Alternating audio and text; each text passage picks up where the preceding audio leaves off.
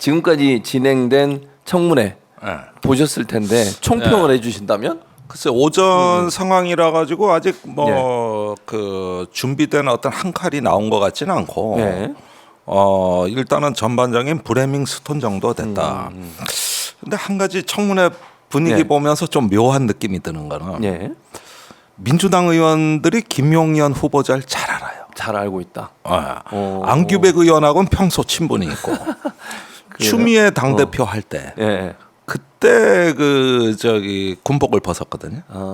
그런데 김용현을 민주당 쪽에 네. 인재로 쓰려고 아, 여러 군데서 추천도 받았고 그랬었군요. 또 김용현 스스로가 그렇게 하려고 했고 무엇보다도 그 저기 합참 작전본부장 시절에 요건 네. 청문회에서 안 나왔습니다만은 네. 사성 장군 진급이 좌절되자 네. 당시 송영무 국방장관을 찾아가서 오. 통사정을 합니다.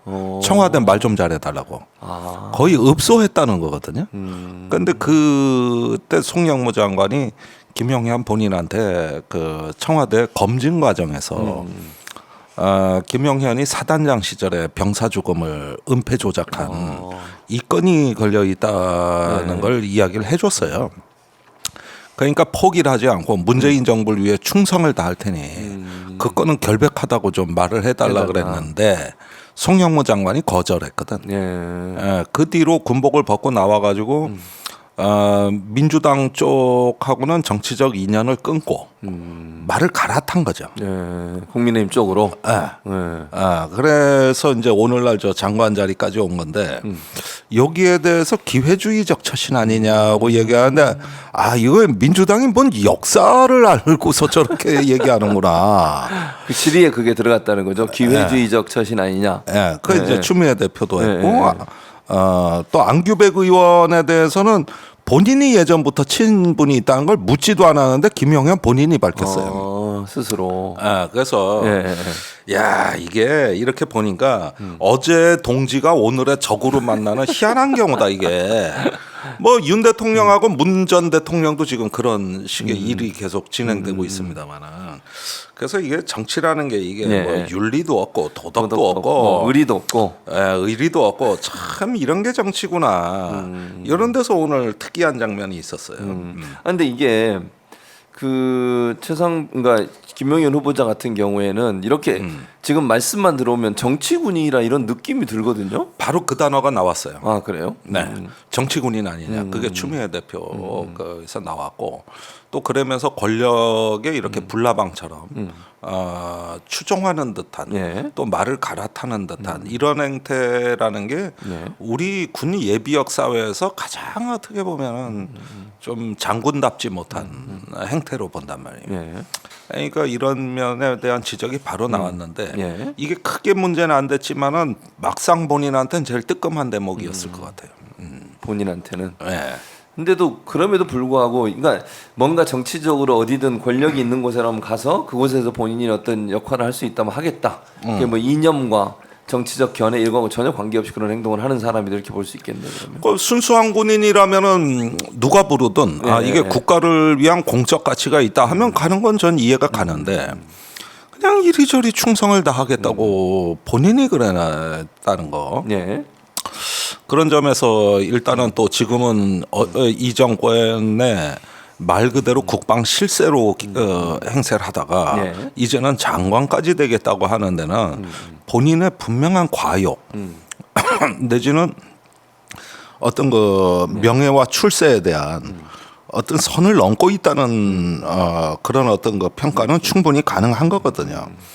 저 정도 경호처장 했으면 자중하고 이제 저 뭐랄까 조금 정권 잘 마무리하는 길을 찾지.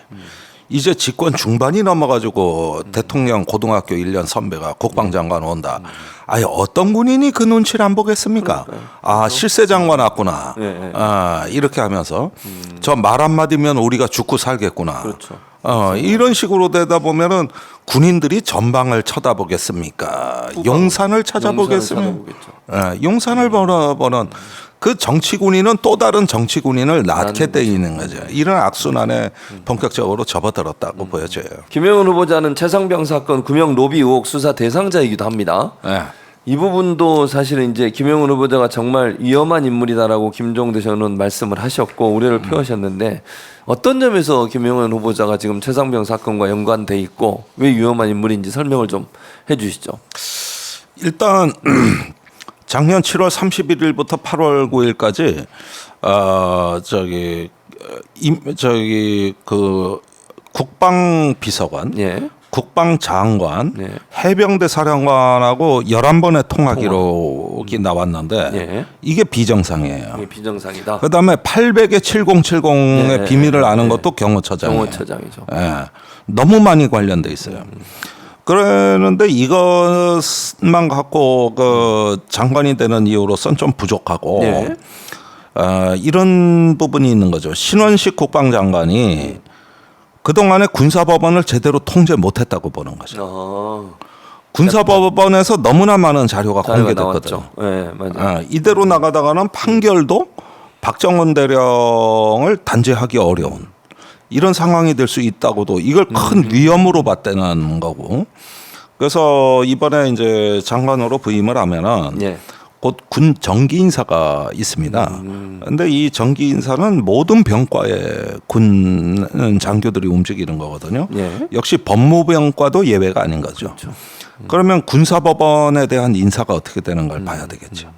이렇게 해가지고 네. 하나의 군 검찰, 군 판사 이쪽까지 이제 인사로 흔들어 대버리면 예. 지금 연내로 그 예상되는 판결이 크게 이 인사로 인해 가지고 예. 영향을 받을 수가 있죠. 그다음에 그 각종 사실 공표 내지는 자료 공개가 차단될 수도 있는 거고 이런 걸 신원식 장관이 미흡하게 처리한 거 아니냐 이런 면으로 보는 건데. 예. 근데 이것도 뭐 오늘 오후 질의에서 많이 나올 걸로 예상이 됩니다만은 예.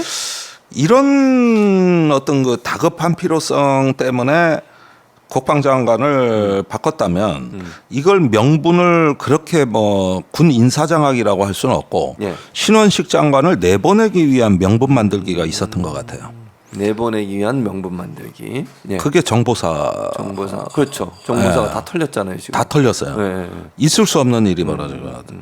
그리고 국가 보안 특히 그 해외 공작에 관한 사항이 만천하에 공개됐어요. 그렇죠. 그게 아무리 봐도 이상하다는 거야. 내가 보기에는 너무 이상하거든요. 네. 막 실시간 중계를 하다시피 했거든. 그렇죠. 그 국가 안보 때문에 전화도 공개 못하고 했다는 자들이 예. 이런 걸 다 공개한다. 공개하죠. 이건 뭔가가 있거든.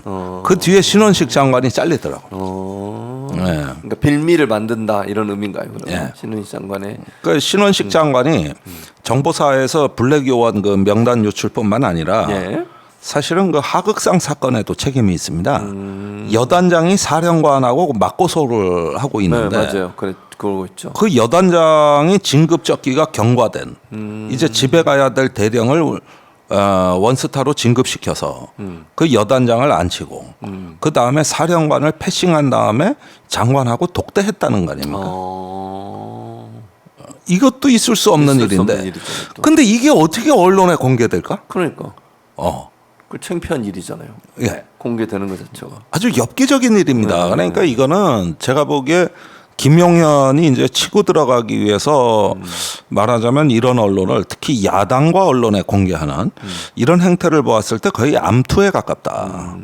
그리고 자기가 직접 장악해서 일거에 네. 군사법원부터 모든 문제를 해결해 버리겠다고 하는. 그래서 어떤 전문성이 아니라 충성심을 기준으로 네. 군 인사의 판을 다시 짜기 위한 이런 어떤 의도가 아니라면 해석하기가 어렵다. 네. 어떻게 그 국가 최고 기밀을 막 그냥 예, 예. 뿌렸댔을까? 그러니까. 난 이 부분에 분명히 의혹이 있다고 봐요. 이건 배우가 김용현일 수 있다. 이건 정치적 의도가 없이는 해석이 안 돼요. 정치적 의도가 있다 이런 얘기시네요.